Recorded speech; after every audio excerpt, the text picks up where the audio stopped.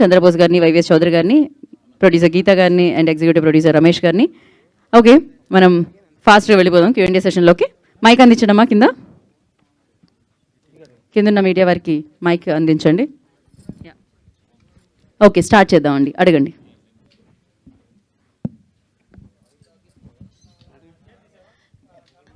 రమేష్ గారు హాయ్ అండి. ఇక్కడ సో ఇది మీరు ఫస్ట్ టైం అండి ప్రొడ్యూస్ చేయడం విత్ దిస్? అవునండి. సో అంటే మీకు ఎందుకు ఈ థాట్ వచ్చింది అండ్ వైవిఎస్ గారితో ఎందుకు ప్రొడ్యూస్ చేయాలనుకున్నారు? అండ్ ఈవెన్ దో ఆయనకి హిట్స్ ఉన్నాయి, ఫ్లాప్స్ ఉన్నాయి, అండ్ ఏ ధైర్యంతో ఆయనతో మీరు చేయగలపాలనుకున్నారు? ముందుగా చెప్పినట్టే ఆయన కమిట్మెంట్, ఆయన సినిమాలు చూస్తూ పెరిగాం. మీరు ప్రతి మూవీ చూస్తే కోర్ వాల్యూస్ని ఆయన టచ్ చేస్తుంటారు. సో ఆ పాయింట్ ఆయన తీసే విధానం అదంతా కూడా, సో మీరు సీతయ్య చూశారు, సో హరికృష్ణ గారితో ఆయన చేసింది, సో హీజ్ లైక్ ఎక్సెప్షనల్గా చేయగల సత్తా ఆయనకు ఉంది. సో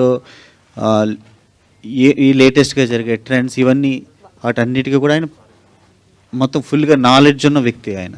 సో ఆయనకున్న క్రమశిక్షణ, బేసిక్గా డెడికేషన్ కానీ, నాకున్న ఫ్రెండ్ సర్కిల్ కానీ, నాకు తెలిసిన ఫ్యామిలీస్లో ఇంత డెడికేటెడ్ పర్సన్ నేను చూడలేదు. So that's why we like decided to go with him. All the best అండి. Thank you.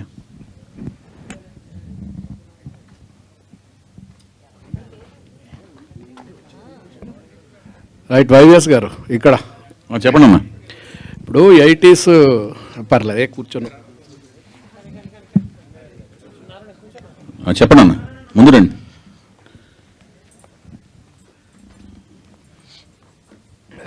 అన్న, ముందుగా తెలుగు భాషా దినోత్సవ శుభాకాంక్షలు మీ అందరికీ. Thank you. 80sలో సినిమా అంటున్నారు, 80sలో స్టోరీ అంటున్నారు కదా. అవునన్న. 80s నుంచే ఎన్టీ రామారావు గారి రాజకీయ ప్రస్థానం మొదలైంది. అవును. తర్వాత గవర్నమెంట్ వచ్చింది, అందరికీ తెలుసు. సో మీ సినిమాలో అంటే పొలిటికల్కి సంబంధించిన సినిమా అనుకోవచ్చా? అట్లా కదన్న, తెలుగు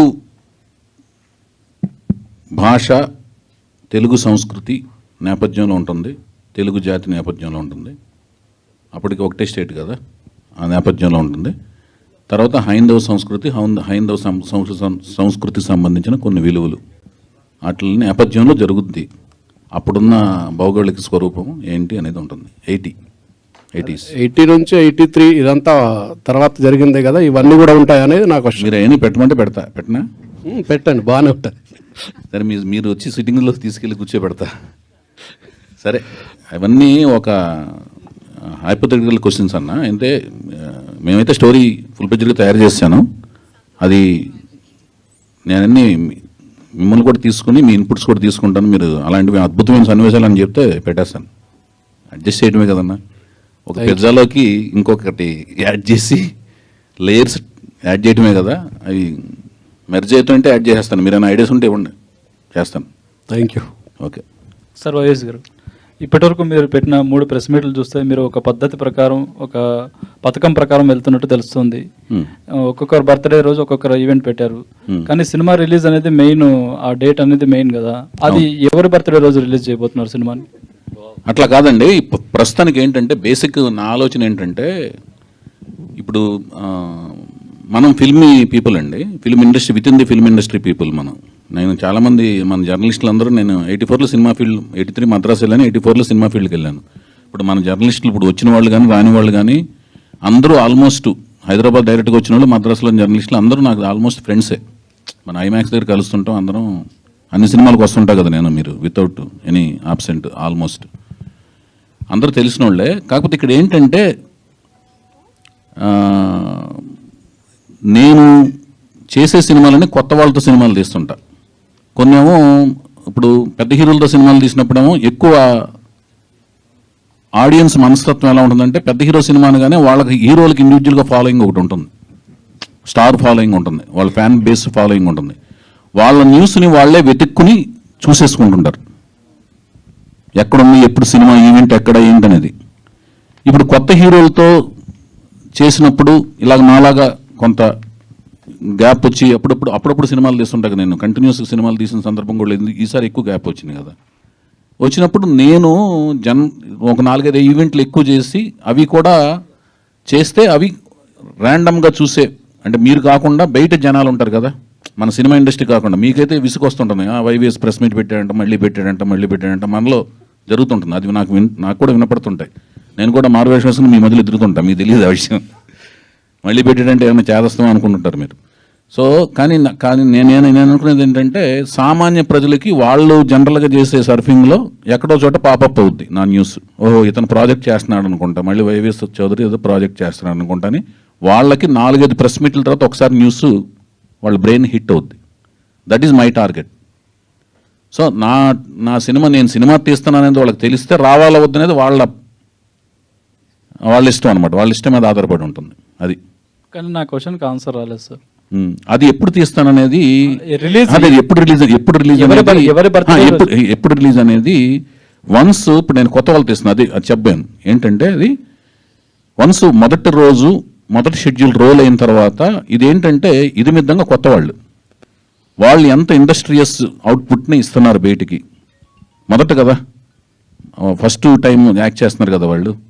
1 డే నేను ప్లాన్ చేశాను, వాళ్ళు 1 డేలో చేసేయగలుగుతుంటే నేను వర్కింగ్ డేస్ని బట్టి రిలీజ్ డేట్ని ఒక ఎండ్కి రాగలను, ఒక కన్క్లూజన్ రాగలను. వాళ్ళు 1 డే అవుట్పుట్ని 2 డేస్లో ఇవ్వగలుగుతున్నారు అనుకో, మొదటి రోజు నాకు అర్థం అవుద్ది. సో వర్కింగ్ డేస్ని బట్టి రిలీజ్ డేట్ ఫైనలైజ్ అవుద్ది. అప్పుడు దాన్ని బట్టి అక్కడ ఆస్పీషియస్ డేట్ చూసుకుని, మీరు చెప్పినట్టుగా ఫస్ట్ మీకు చెప్తాను, ఆ దగ్గరలోనే ఒక మంచి డేట్ చూసుకుని ఆ డేట్ ప్రకారం నేను రిలీజ్ చేస్తాను. నిజంగానే డెఫినెట్గా ఈ రెలవెంట్గా ఉండేది, నేను ఇంతకు ప్లాన్ చేసినట్టుగా ఏదో ఒక రెలవెంట్ డేట్ చూసుకుంటప్పుడు May 1st అనేది చూసుకున్నాం లాయర్కి. ఎందుకంటే హాలిడే వస్తుంది, ఒక కార్మికుడు ప్రొడ్యూసర్ అయ్యి ఫస్ట్ టైం తీస్తున్నాడు కాబట్టి, నేను కార్మికుడిని కాబట్టి ఫస్ట్ టైం ప్రొడ్యూసర్ అయ్యాను కాబట్టి మే డే రోజున రిలీజ్ చేశాను లాయరీ బొమ్మరిల్ అనే బ్యానర్ పెట్టి ఓనర్షిప్ లాగా రిలీజ్ అవుతుంది కాబట్టి May 1st రిలీజ్ చేశాను లాయరీ. అట్లా రెలవెంట్ ఒక డేట్ చూస్తాం. మీరు చెప్పిన ఆలోచనలో నిజం ఉంది. అప్పుడు ఆ టైంకి రిలీజ్ డేట్ ఒకటి చూస్తాం. ఇప్పుడైతే ఫిక్స్ కాలేదు ఇంకా. Okay, all the best sir. Chandrabose garu, first of all Telugu భాషా దినోత్సవ శుభాకాంక్షలు. సంతోషం అండి సార్, ఈ సినిమా 1980s బ్యాక్డ్రాప్లో ఉంటుంది కదా, మీకు అంటే సంగీతం ఆ టైంకి సంబంధించి ఎలాంటి పాటలు రాసే ఇది ఉంటుంది, అంటే చర్చలు ఏమైనా జరిగాయి డైరెక్టర్ గారితో? కొంచెం ప్రాథమికంగా కొంత కథా గమనం ఏంటో చెప్పారు. ఇంకా పూర్తిగా నేను కథ వినలేదు.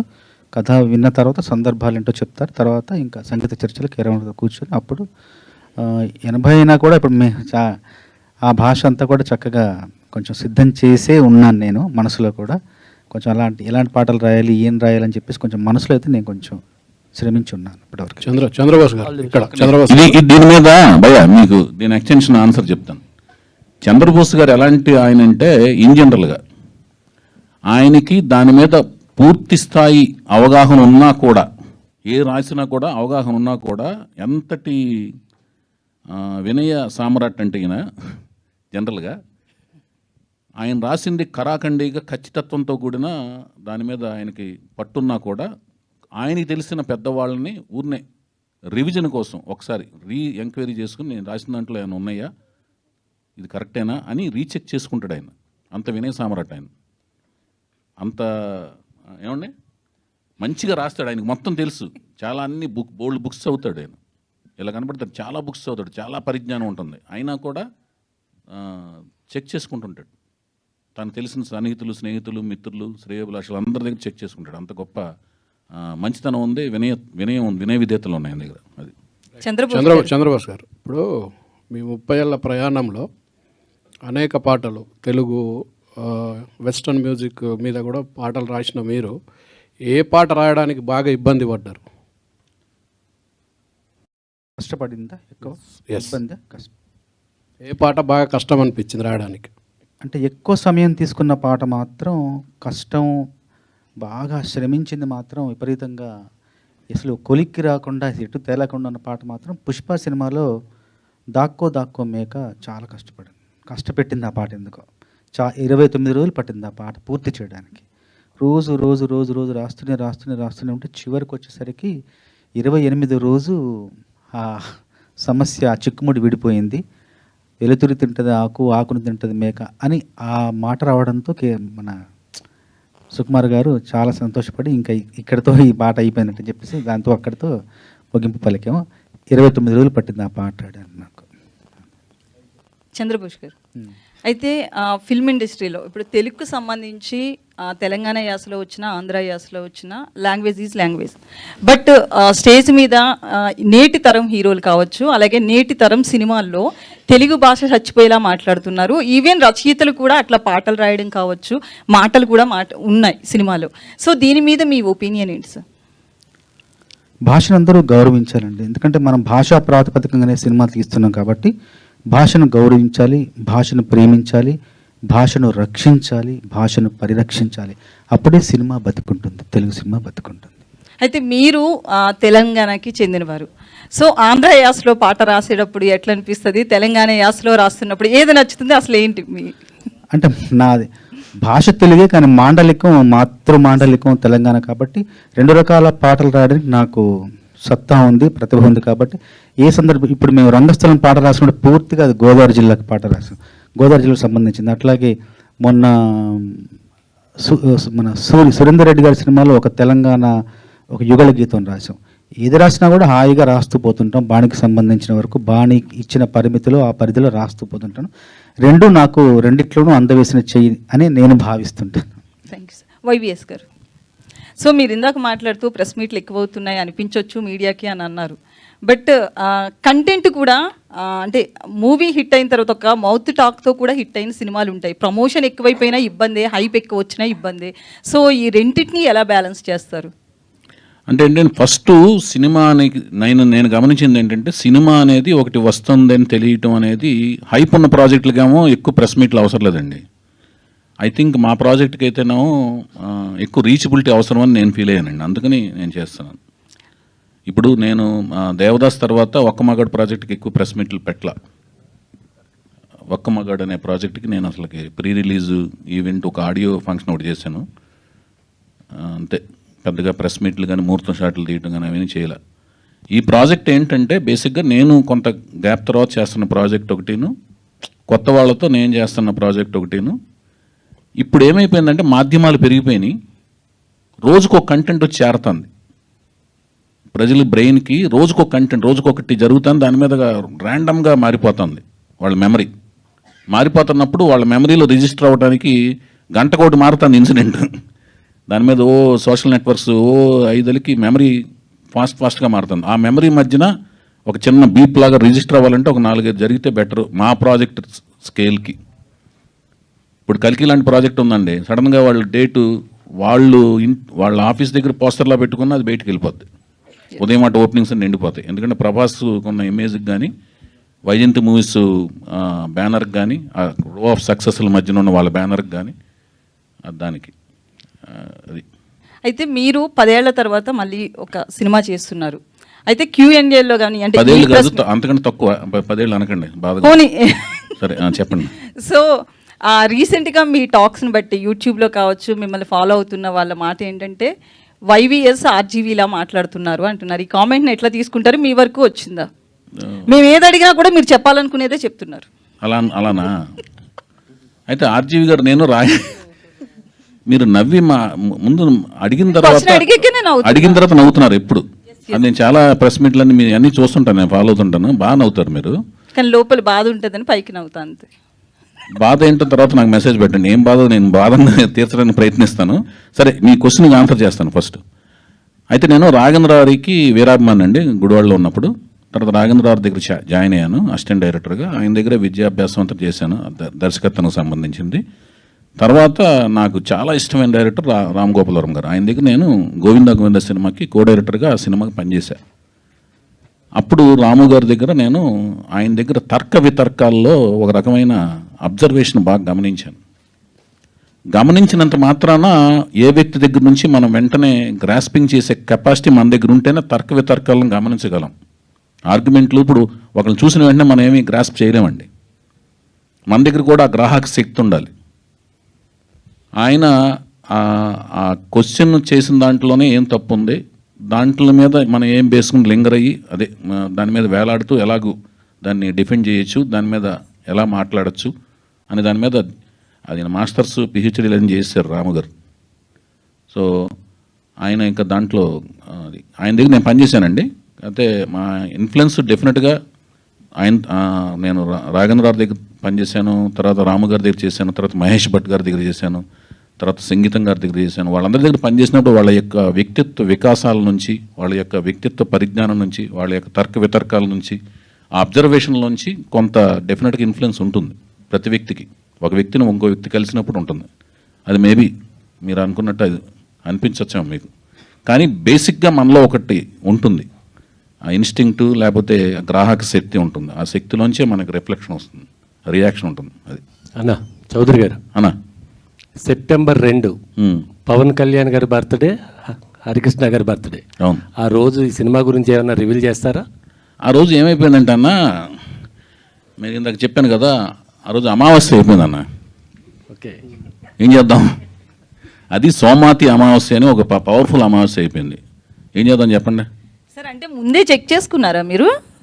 అమావాస్య అనేది చెప్తున్నారు, నిజమా లేకపోతే కామెడీ చేస్తున్నారా? నిజంగానే సోమాతి అమావాస్య అని అదొక పవర్ఫుల్ డే అయిపోయింది. అందుకని ఆ రోజు ఏ కార్యక్రమాలు చేపట్టాలని అనుకోవట్లేదు. కొంచెం హైందవ సాంప్రదాయాలకు కూడా కొంత విలువిస్తాను, అంటే తిథుల్ని ఫాలో అవుదామని కాదు. అది ఒక మన తమిళియన్స్కి అమావాస్య అనేది most auspicious day.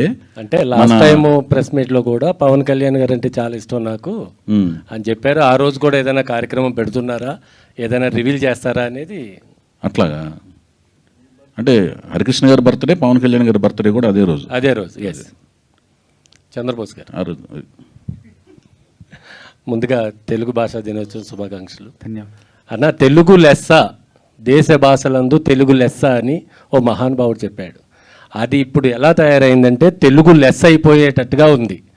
Telugu cinema titles Tamil నుంచి తెలుగులోకి వస్తుంటే ఆ తమిళ్ పేరే తెలుగులో రిలీజ్ చేస్తున్నారు.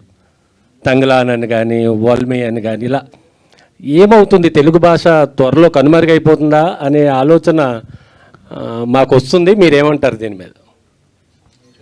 భాష కనుమరుగయ్యే అవకాశం అయితే లేదండి. ఎందుకంటే ఇప్పుడు కొంచెం భాషా చైతన్యం ఇంతకుముందు కంటే ఇప్పుడు ఎక్కువ వచ్చింది ప్రజల్లోనూ. చాలామందిలో భాషా చైతన్యం ఒకటి వచ్చింది. ఉదాహరణకి ఏంటంటే, ఇంతకుముందు ఇప్పుడు నేను మణికొండలో ఉంటాను, ఉప్పాలగూడలో. అసలు హోటళ్ళ పేర్లు ఇంతకుముందు ఫుడ్ కోర్టు, ఫుడ్ బాల్ అట్లాంటివి ఉండేవి. ఇప్పుడు చక్కగా తెలుగు భాషలోని ఎంత మంచి పేర్లు పెడుతున్నారంటే, వివాహ భోజనంబు, బళా భోజనం, సుబ్బయ్య గారి హోటలు, పాకశాస్త్రం, శ్రీ గోంగూర, అత్తగారిల్లు, అమ్మ చేతి వంట. చక్కగా భాషా చైతన్యం చూస్తుంటే, ఆ బోర్డు చూస్తుంటే అబ్బా ఎంత ఆనందం కలుగుతుందో. ఖచ్చితంగా కోడికూర చిట్టిగారులు, కృష్ణపట్నం, ఇట్లాంటివన్నీ ఆ పేర్లు చూస్తుంటే అంటే ఏదో రకంగా భాషా చైతన్యం వచ్చింది మనలో కూడా. తెలుగు సినిమా పేర్లు కూడా మంచి పేర్లు పెడుతున్నారు. తమిళం నుంచి వచ్చే పేర్లు ఎందుకంటే తెలుగులో పెట్టట్లేదంటే ఇప్పుడు అంతా కూడా మొత్తం ఒకటే అయిపోయింది. కాబట్టి తమిళంలో ఏది ఉందో ఇక్కడ, ఎందుకంటే అందరికీ చేరువైపోయింది కదా, అన్ని ప్రపంచ భాషల్లోని అన్ని సినిమాలు చేరువైపోతున్నాయి. కాబట్టి మళ్ళీ ఆ అయోమయం లేకుండా ఆ పేరే ఇక్కడ పెడుతున్నారేమో అనిపిస్తుంది తప్ప భాష ఎట్టి పరిస్థితుల్లో కనుమరుగు అవ్వదు. Thank you. చంద్రబోస్ గారు, ఇంకొక క్వశ్చన్ అండి. మనందరికీ తెలుగు భాషా దినోత్సవం శుభాకాంక్షలు. మీకు అకాడమీ అవార్డు వచ్చిన తర్వాత మీ పాటలు రాయడం మీద ఏమైనా ప్రెజర్ పెరిగిందా, లేకపోతే నార్మల్గానే రాస్తున్నారా? ఒత్తిడి ఏం లేదండి, ఇంతకుముందులానే రాస్తున్నాను. కాకపోతే ఏంటంటే కొంచెం జాగ్రత్త, ఇంకొంచెం శ్రద్ధ. మన పాట ప్రపంచ పరిధిలోకి వెళ్ళిపోయింది కాబట్టి ఇంకా అర్థవంతమైన పాటలు రాయాలన్న నాలోనే ఒక చిన్న ఇంకా జిజ్ఞాస పెరిగింది తప్ప ఒత్తిడి బయట నుంచి ఏం రాలేదు నాకు. నాలోనే నాకుంది ఒక సంఘర్షణ తప్ప వేరే ఏం లేదు. Okay sir, all the best. Chowdary garu sir చెప్పండి అన్న. జూన్ 10 అయిపోయింది, ఆగస్టు 9 అయింది, ఆగస్టు 29 అవుతుంది. ఇప్పుడు నెక్స్ట్ ఏ డేట్కి మాకు హీరోని పరిచయం చేస్తారు? నందమూరి తారక రామారావుని.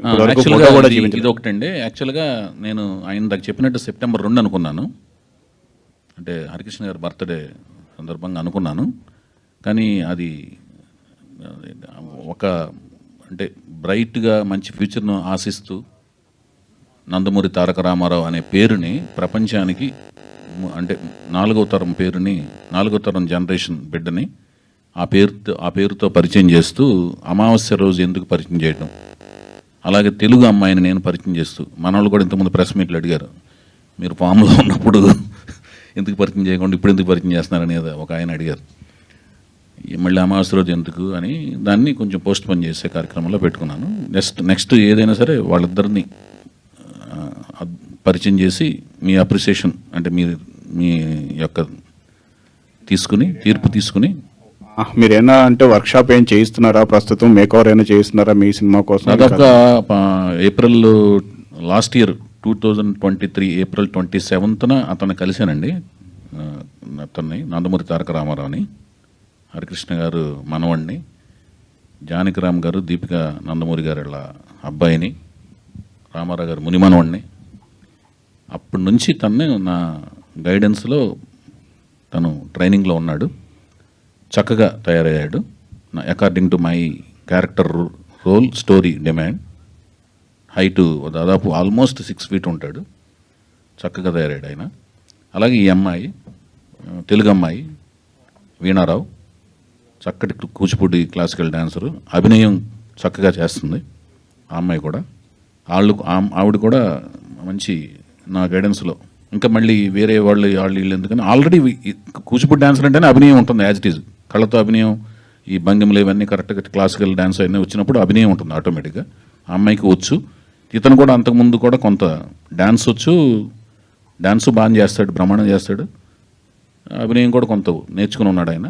నేను ఇంకా నా మెళకువలు అవన్నీ కూడా నాకు తెలిసిన ఎక్స్పీరియన్స్ అంతా వాళ్ళ మీద పోరింగ్ చేస్తూ ఇద్దరిని బాగా నా అవసరం మేరకు, నా దగ్గర ఉన్న విషయం మేరకు నేర్పాను. నాకు ఒక నాలెడ్జ్ మేరకు నేర్పాను. అది మీకు ఎలా అనిపిస్తుందో మీరు చెప్పాలి చూసిన తర్వాత. గీత గారు, డైరెక్టర్ గారు కథ రెడీ అయిందన్నారు, హీరో హీరోయిన్ సెలెక్ట్ చేశారు, టెక్నీషియన్స్ చూస్తే పెద్ద టెక్నీషియన్స్ పెట్టుకున్నారు కదా, బడ్జెట్ ప్రిపేర్ చేసుకున్నారా ఒక బడ్జెట్ అని? ఇది ఓన్లీ తెలుగులోనే వస్తుందా, పాన్ ఇండియా సినిమాగా ఏమైనా ప్లాన్ చేస్తున్నారా? ప్రస్తుతానికైతే తెలుగులోనే అనుకుంటున్నామండి.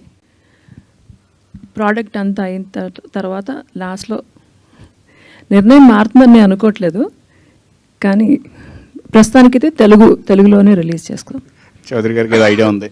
ఏం లేదు, చాలా బాగా భారీ సినిమా తీస్తున్నామండి. చిన్న సినిమాల్లో భారీ సినిమా అనమాట. నేను ఎప్పుడు తీసినా కూడా చిన్న సినిమా అనుకుని తీసినా, కొత్త వాళ్ళతో తీసినా, భారీ సినిమాలో తీసినా, ఎప్పుడు తీసినా చిన్న సినిమా అనేది ఇప్పుడు తీయలేదు. ఆలోచన అలా ఉంటుంది. కీరవాణి గారు, చంద్రబోస్ గారు వాళ్ళు అందులో ఆస్కార్ విన్నర్స్, తర్వాత ఉరా సాయిమాధవ్ గారు, వాళ్ళిద్దరూ ముగ్గురు అతిరథ మహారథులు. తర్వాత నా ఆలోచన భారీగా ఉంటుంది, నన్ను భరించడం కష్టం అండ్ అన్కాంప్రమైజ్డ్ కాబట్టి భరించడం కష్టం, అంతకంటే ఏం లేదు అక్కడ. సో ఇవాళ సరిగ్గా రాకపోతే మళ్ళీ రేపు మళ్ళీ అదే షూటింగ్ మళ్ళీ చేసి నెక్స్ట్ కొత్త సీన్కి వెళ్తాను కాబట్టి అలా చేసుకుంటూ వెళ్తుంటాం కాబట్టి పెద్దదే అవుద్ది. ఇది స్థాయి ఏంటంటే విస్తృత స్థాయి అనేది ఎప్పుడు అంటే మిగతా లాంగ్వేజ్లకు వెళ్తుందా లేదా అనేది ఏంటంటే అంచెలంచెలుగా వెళ్ళే ప్రాసెస్లో తెలుస్తుంది. దానికి ఉండే పరిస్థితులను బట్టి, పరిధిని బట్టి అది విస్తరించుకుంటూ వెళ్తాం. అంతేగాని ముందే పాన్ ఇండియా అని అనౌన్స్ చేయటం, ఊరిని కింద రాసుకోవడం కదా 4 లాంగ్వేజ్లు 5 లాంగ్వేజ్లు, అది ఆలోచన లేదండి, అలా లేదు. All the best sir. Chowdary garu చెప్పండి బాయ్. తెలుగు సినిమా ఇండస్ట్రీలో కానీ తెలుగు భాషా ప్రపంచంలో నందమూరి తారక రామ అంటే ఒక నో చాయిస్, ఆల్టర్నేట్ లేదు. అలా నందమూరి తారక రామతోని టైటిల్ నేమ్తోని ఆల్రెడీ ఒక హీరో ఉన్నాడు. ఇప్పుడు అదే పేరుతోని ఇంకొక హీరోని లాంచ్ చేయడం ఎలా చూస్తారు? ఇప్పుడు నందమూరి తారక రామారావు గారు నేను ఎప్పుడు సంబోధించిన మా విశ్వవిఖ్యాత నట సార్వభౌమ నటరత్న అన్న గారు, తెలుగు జాతి ముద్దుగా పిలుచుకునే అన్నగారు నందమూరి తారక రామారావు గారు అని అంటూనే లెజెండరీ అంటానండి. ఆయనకి రీప్లేస్మెంటే లేదండి. పేరు వేరు, ఆయన వేరండి. ఆయనకి రీప్లేస్మెంట్ అసలు ఎవరు లేరు. ఆ పేరుని నాకు ఇష్టం, ఆ పేరు నేను నా బిడ్డకు పెట్టుకుంటా. ఆ వంశం వాళ్ళు పెట్టుకోవడం వల్ల ఏమవుతుందంటే ఇంటి పేరు కూడా యాడ్ అవడం వల్ల అదే పేరు ఉంటుంది. రామారావు అనే పేరు అనేది తెలుగు జాతిలో చాలామంది పెట్టుకున్నారు పేర్లు, రామారావు అనే పేరు పెట్టుకుంటారు. కానీ ఇంటి పేరు ఉన్నప్పుడు ఆ పేరు మ్యాచ్ అయిపోద్ది, అర్థమవుతుందండి. కానీ అదే రూపం, అదే కంఠం, అదే ఆలోచన సరళి, అదే గ్రాహక శక్తి ఆ కాలమాన పరిస్థితుల్లో పుడితేనే నందమూరి తారక రామారావు గారు అవుతారు. అర్థమవుతుందా మీకు? ఆ కాలమాన పరిస్థితులు, ఆ పెరిగిన కలిసిన చదివిన పుస్తకాలు, చదివిన గ్రంథాలు, నేర్చుకున్న పరిజ్ఞానం, ఆయన నందమూరి తారక రామారావు గారు. ఆయనలాగా ఎవరు అవ్వలేరు. అది చాలాసార్లు నేను చెప్పున్నాను. జానకిరామ్ గారు వాళ్ళ తాతగారి పేరుని వాళ్ళ కొడుక్కి పెట్టుకోవడం, అది మన తెలుగు సంప్రదాయంలో ఎప్పుడోంచి ఉంది. తాత పేర్లు కొడుకులకు పెట్టుకోవడం, ముత్తాత పేర్లు కొడుకులు పెట్టుకోవడం, ఆ సంప్రదాయం ప్రకారం పెట్టుకున్నారు. నేను తనను చూసి నచ్చి నేను తీసుకున్నాను కాబట్టి పేరు నేను మార్చడానికి లేదు కదండి. నేను ఎవరిని మార్చడానికి? వాళ్ళ నాన్నగారిని వాళ్ళ తాతగారు పెట్టుకున్న పేర్లు నేను మార్చడానికి నేను ఎవరిని? హరికృష్ణ గారును జానకిరామ్ గారు డిస్కస్ చేసుకుని పెట్టుకున్నారంట పేరు. మారితే విప్లవం వస్తుంది. అంటే జూనియర్ ఎన్టీఆర్ అని లేకపోతే ఆల్రెడీ ఉన్నారు, అది మళ్ళీ అది ఆయన పెట్టుకున్నారు కదా. సో ఈయనకి ఏమన్నా? హరికృష్ణ గారు పెట్టుకున్నారు కదా. ఓకే. హరికృష్ణ గారు ఆయన పేరు ఆయనకి తారక రామని పెట్టారు, తెలుసు కదా మీకు. అది ఆయన పెట్టుకున్నారు. ఇప్పుడు వాళ్ళు తండ్రులు వాళ్ళ తాతలు పెట్టుకున్న పేర్లని, లేకపోతే వాళ్ళ ముత్తాతలు పెట్టుకున్న పేర్లని మనం మార్చడానికి లేం కదండి. అది ఏమన్నా ఇప్పుడు స్క్రీన్ నేములు ఎలా మారుస్తాం అంటున్నాను. అది నేను వాళ్ళకి ఇచ్చిన పేరుతో నేను రిలీజ్ చేస్తాను. ప్రజలు పిలుస్తారు, మారుస్తారు. ఇలా వాళ్ళు ఇలా పిలుస్తారు. ఇప్పుడు రామారావు గారి పేరు ఫస్ట్ నుంచి ఎన్టీ రామారావు అని వేస్తున్నారు. ఇది పాతాళ భైరవిలో ఎన్టీ రామారావు అని వేస్తారు. కొన్ని సినిమాల్లో నందమూరి తారక రామారావు అని వేశారు. జనాలు ఏమని పిలిచారు? ఎన్టీఆర్ అని పిలిచారు. కొన్ని ఊర్లో ఎన్టీ ఓడ్ అని పిలిచారు. కొన్ని సినిమాల్లో కొన్ని ఏరియాల్లో రామారావు సినిమా చూసానరా అంటారు. వాళ్ళు కన్వీనియంట్ పేరుతో పిలుస్తారు, ఫుల్ పేరు వేస్తుంటారు. అంటే ఇప్పుడు ఆ అమ్మాయి పేరు మేము ఇలియానా డిక్రూజ్ అండి, అందరూ ఇలియానా డిక్రూజ్ అంటే ఇలియానా అని పిలుస్తుంటారు. వాళ్ళు కన్వీనియంట్ పేరుతో పిలుస్తారు. పేరు మేము ఉన్న పేరు వేయాలి కదా. అది అంటే నా కన్సర్న్ ఏంటంటే, ఇప్పుడు తాత పేర్లు పెట్టడం అనేది మన సాంప్రదాయం. సో కొన్నిసార్లు ఏమైతే పేరు పెట్టుకోవచ్చు, ముత్తాత పేరు పెట్టుకోవచ్చు, అది సాంప్రదాయం. కానీ కొన్నిసార్లు మన సొసైటీలో వీడు తాత పేరు చెడగొట్టాడు రా అనే ఒక ప్రమాదం ఉంటుంది. అది మన చేతలండి. అది మన కాలమాన పరిస్థితుల్లో మన చేతుల్లో ఉండి జరుగుతాయి కొన్ని చేతలు, మనకు తెలియకుండా జరిగేవి కొన్ని జరుగుతుండే చేతలు. వాటిని మన చేతుల్లో లేని వాటి గురించి మనం ఏం చేయగలమండి? సరే సార్, ఇప్పుడు ఎన్టీఆర్ అంటే తెలుగు జాతికి ఒక గుర్తింపు తెచ్చిన ఒక వ్యక్తి, మహాన్ భావుడు.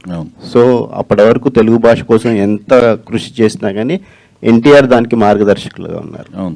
సో ఆయన ప్రభావం, ఆయన భాష, డైలెక్ట్, తర్వాత ఆయన మాట్లాడే తీరు మీ మీద ఎలాంటి ప్రభావం చూపించారు? అదేనండి, నా మీదే కాదండి, రామారావు గారి అభిమానులు అందరికీ ఆయన నుంచి నేర్చుకుంది ఏంటంటే అంకిత భావంతో పనిచేయటం, కృషి చేయటం, నమ్మిన సిద్ధాంతం కోసం మడం తిప్పకుండా పోరాటం చేయటం. మేము అది చేస్తుంటాం. అంకిత భావంతో పనిచేయటం, కార్యదీక్షతో పనిచేయటం, ఎలాంటి డీవియేషన్స్ లేకుండా పనిచేయటం. భాషాపరంగానే కదా మేము తెలుగు భాష మాట్లాడుతుంటాం. నేను తెలుగులోనే టైప్ చేస్తుంటాను. అంటే నేను కీబోర్డ్లో ఉన్నా కూడా తెలుగు భాషలోనే. ఇప్పుడు చాలా వరకు సంభాషణ నేను స్మార్ట్ ఫోన్లో వచ్చినా తెలుగులోనే సంభాషిస్తుంటాను. మ్యాక్సిమం తెలుగు భాష బాగా గుర్తుపెట్టుకుని తెలుగులోనే మాట్లాడతానికి మ్యాక్సిమం ప్రయత్నిస్తాను నేను. వైవిఎస్ చౌదరి గారు, యాక్చువల్లీ మీరు చెప్పినట్టు మీరు ఓకేనా అన్నా? ఓకే, మీరు చెప్పండి అన్న. యాక్చువల్లీ మీరు చెప్పినట్టు ఆల్రెడీ మీకు హరికృష్ణ గారు కానీ లేకపోతే సీనియర్ ఎన్టీఆర్ గారు కానీ ఒక గాడ్ ఫాదర్స్లా బిలీవ్ చేస్తారు. అండ్ రియల్ గాడ్ ఫాదర్ అనేది నాగార్జున గారిని అన్నారు. కాబట్టి కెన్ వి ఎక్స్పెక్ట్ అగైన్?